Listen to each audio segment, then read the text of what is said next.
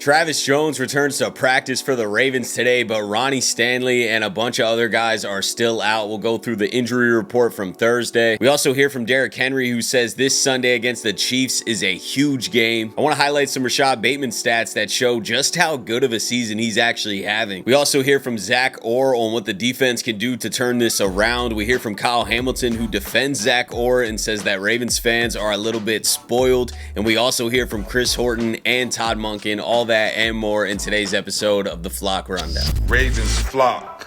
The Flock Rundown is the place to be. Motionless brainwaves attempt to swim their way to sense, can't tame the untamed. What's up, Ravens fans? My name is Ryan, and welcome back to another episode of the Flock Rundown. So Travis Jones returned to practice today, which is a great sign. I mean, this D-line is absolutely decimated right now. Having Travis Jones, whether he's a little banged up or not, having him out there is a good thing ahead of Sunday's game against the Chiefs. But we still got a lot of guys out, and that's led by Ronnie Stanley, Patrick Ricard, Kyle Van Noy, Nnamdi Madubuike, and Broderick Washington all did not practice today. Van Noy was working out on an adjacent field, so that's a good sign that his return could be coming in the next week or two. We already know Nnamdi Madubuike is ruled out. I'm not really expecting Kyle Van Noy to play either. Unsure about Broderick Washington, but the big one for me is Ronnie Stanley, obviously. I mean, we haven't had a lineman miss a game yet this year, and that's one of the few linemen we just cannot afford to lose. So if he isn't going on Sunday, then I expect the veteran swing tackle Joseph Noteboom to be there starting at left tackle. Also, Carson Vincent would be activated for that game day.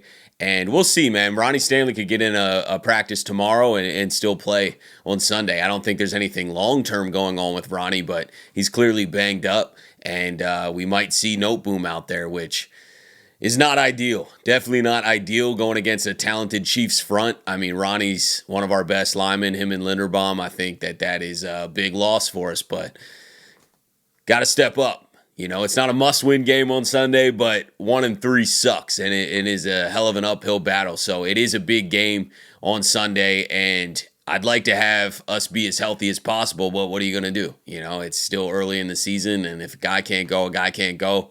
Next man up. Got to figure it out. Got to find a way to just fight and be competitive on Sunday. And we heard from Derrick Henry on how big this Chiefs game is. He called this game a huge game for the Ravens. Everyone in Kansas City, are people aware of just how big this game is, or are you guys treating it just like any other? I don't know. This is a huge game. You know, we're 1-2. We don't want to be 1-2. And the same thing for them. And you know, last year was a close game. You know, it was a toll from going into overtime, but you know, this team has been a dynasty for a while now. They're solid on all three phases.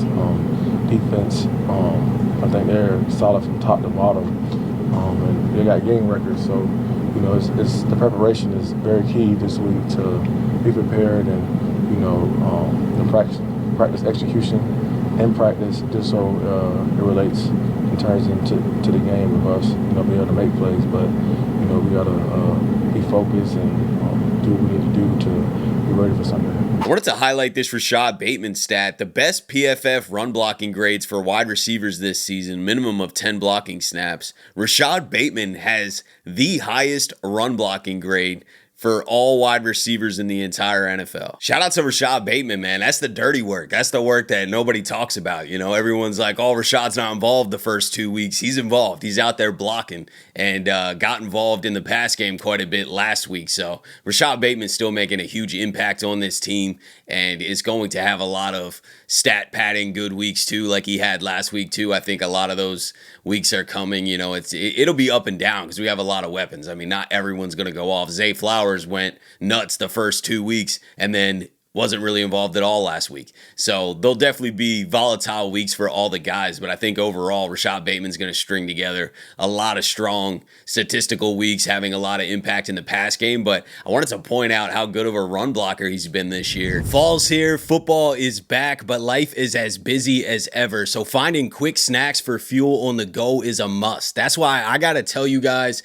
about Chomps. I've literally been obsessed with these. I eat one of these beef sticks every single day. They're the the perfect on-the-go snack, 10 grams of protein, 0 grams of sugar, and they taste incredible. My personal favorite right now is the barbecue beef stick. Chomps comes in a bunch of pack sizes too. You can grab them online in 10 count or 24 count packs, or pick them up in stores as singles or 6 to 8 packs. If you've tried Chomps before, drop your favorite flavor in the comments. I'd love to know what you guys think. And if you haven't tried Chomps before, click the link in the description to check them out. We heard from Todd Monken today, and he talked about the struggle to get the run game going and the lack of rhythm that the run game has had, and that is a big reason why they haven't been able to get the run game going, along with execution, obviously. But he spoke on those struggles and also spoke on some of the red zone struggles, and that drive specifically where we were inside the 5 and we had 4 plays within the 3-yard line and we couldn't score. After the first drive, then we went 3 and out. Then we got a good drive going, moved it down there, didn't end up scoring, but then we were in 2 minutes. So at halftime, we really didn't have a number of plays.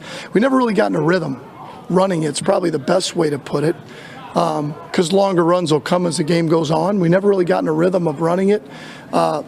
Some to do with them, some to do with the flow of the game, some to do with just calling it and execution. Just opportunity down there with first and goal 3, I think it was 4 plays there inside the 5. What in your mind broke down there? Well, without a doubt, the first play we had a chance to get it in. The second play we had a chance to get it in. Third down was probably a poor call, to go lateral. That put us, we lost yards on that play. And that's been, people ask like why the red zone numbers are a little bit down, and it is a small sample size. We're 4 for 4 when we don't go backwards and have a penalty. And we're 2 for 7 when we do. And that's going to happen. I mean, when you go backwards, and to be really good in the red zone scoring touchdowns, you have to be able to run it, which we are able to do. And then having an athletic quarterback allows you to utilize him in the run game. And also, he can make plays when things aren't there and there's tighter windows. And Lamar's proven to do that. So, it just was unfortunate is the best way to put it. We had the same kind of scenario against the Browns where we, threw it on first down, got a penalty, backs up. Then we unfortunately, Mark didn't secure the catch, and those are blown opportunities that we can't let get away. I think sometimes the play calling gets a little too cute down there too, and maybe that's a lack of trust that the offensive line can get the push that is needed. Really it is embarrassing that the offensive line can't get a little push so we can get a yard or two and get in the end zone with Derrick Henry, or run the tush push with Mark Andrews, or Wildcat with Derrick Henry. I don't know, but like the fact that you can't get 2 or 3 yards into the end zone on 4 plays is a problem. And I think a lot of that is that offensive line push. If our O-line was getting the push that they were supposed to, I think Derrick Henry would easily get in the end zone, but they're getting kind of stood up, and there's not a lot of lanes there. So I think some of that too cute play calling comes from not really trusting that we can actually just pound it in. So hopefully we can figure that out. We definitely need to be able to finish drives, and if we get an opportunity again inside the 5-yard line, first and goal, you better come away with a touchdown. We heard from Zach Orr today as well. He spoke on the run struggles from the defense against the Lions. He spoke on the lack of turnovers and the importance of getting turnovers, and also returning to this Ravens standard that we keep talking about. Yeah, I think it was just a combination of us not doing our job, man. So we got to play better. We got to coach better. It wasn't one particular person, one particular group. It was guys just, we were misstep or slow step in certain areas on certain plays. And when you go against a good team, and especially good running backs like that, good offensive line, they're going to make you pay. And they did that. So was it more of a scheme, or was it a combination of problems? I'll say combination of both, man. I'm always look at it like, how can we help put the players in better positions? So, like I said, we got to play better, we got to coach better. So I got to do a better job of making sure that we understand what we're trying to get done and where we need to be at. And the players, we got to go out there and execute. So I think it's a combination of both. Just own the mistakes and look at it, and just try to find every detail of how we can get better. You know what I mean? So, what's happened has happened. There's nothing we can change about it. Do we like it? No. Are we frustrated about it? Yes. But it's about what we do going forward. We can't change the past, and adversity is gonna hit.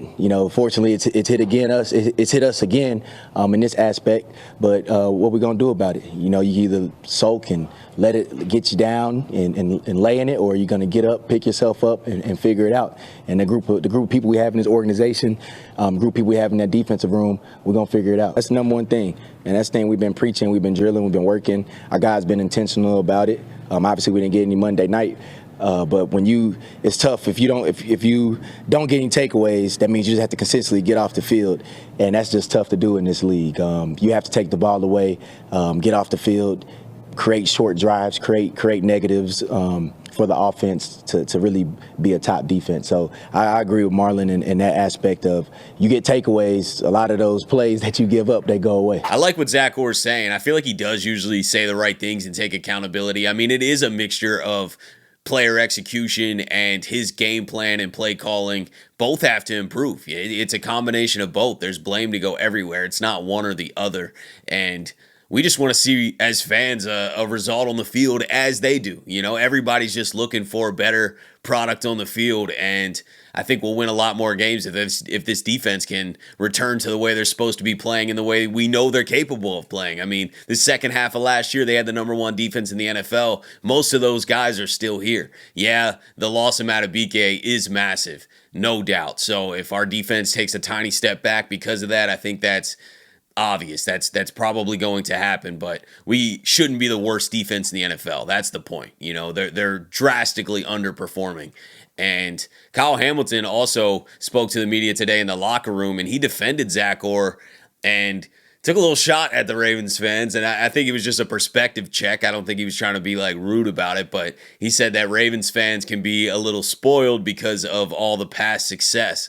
And I kind of spoke about that in yesterday's video a little bit about us expecting that because we saw so much greatness growing up and watching this team for so long. And we know what this team currently is capable of. So I don't know if it's being spoiled. I guess some of that, yeah. But I also think we're used to that standard that Zach Orr was talking about, that everyone keeps talking about. There is a standard that was set. And when you're underperforming that standard so drastically, when us fans know that is not what your true potential is. This team can be so much better than that. Even if they were a middle of the road defense, that's much better than dead last. So I think that's why the noise is loud. I don't think it's just being spoiled. I think it's, we've seen so much better and we know this team's capable of better. So yeah, it's going to get a little loud until the winning starts and the defense starts playing up to what they're capable of. But this is what Kyle Hamilton had to say. Yeah, I don't think it's whatever criticism he's getting.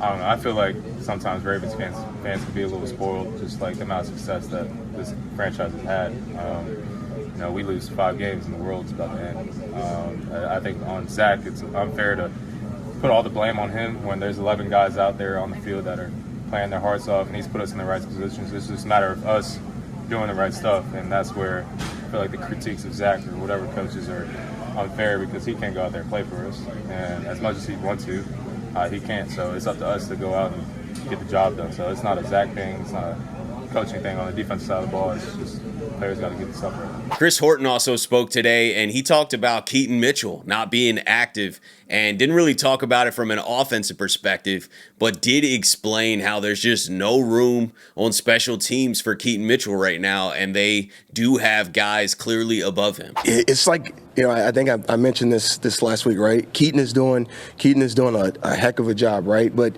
to play gunner, right? You look at the guys we got out there, right? His position is a gunner. It's a gunner position. And we have guys in that position right now that are playing pretty well. So that'll be a position that he'd be competing in, right?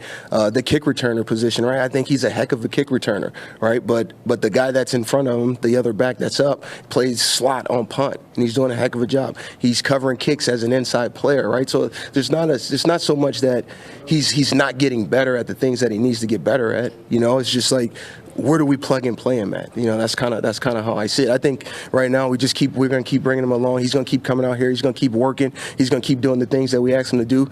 And then when his time comes, he's going to go out there and he's going to play well. Chris Horton also talked about the kickoff penalties from Tyler Loop and the fact that they are trying different kicks and different strategies with this new landing zone rule. They're taking a little bit more risks.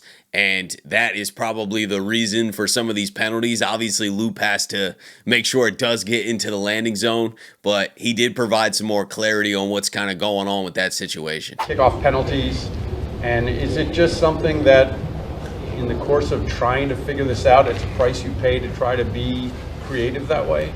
You know, Bo, there's a price to be paid for everything, right? And that's one of them. You know, and I think with Tyler, I think look, the kid's doing a heck of a job. You know, he's placing the ball where we want it on those deep kicks. But you know, there is an advantage to trying to get that ball on the ground, right? And that sometimes, you know, we want to be aggressive. We want to be a little bit aggressive if we can. And I think as we continue to move forward, those kicks will land in the landing zone, right? But we have to get out there and we have to do it.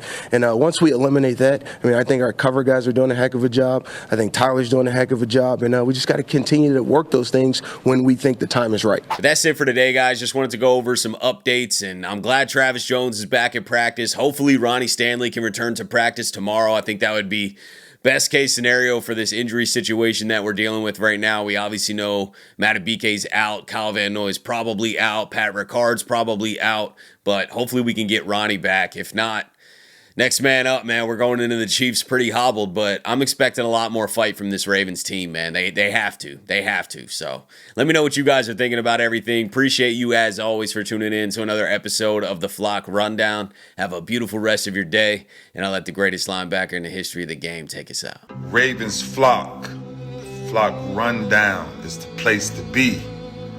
My man Ryan has been a lifelong Ravens fan since he was born.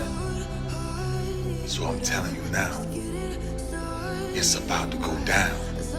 The podcast, the Flock Rundown. Ravens, baby. Nothing gets better than waking up and wondering how high we can fly. Tune in.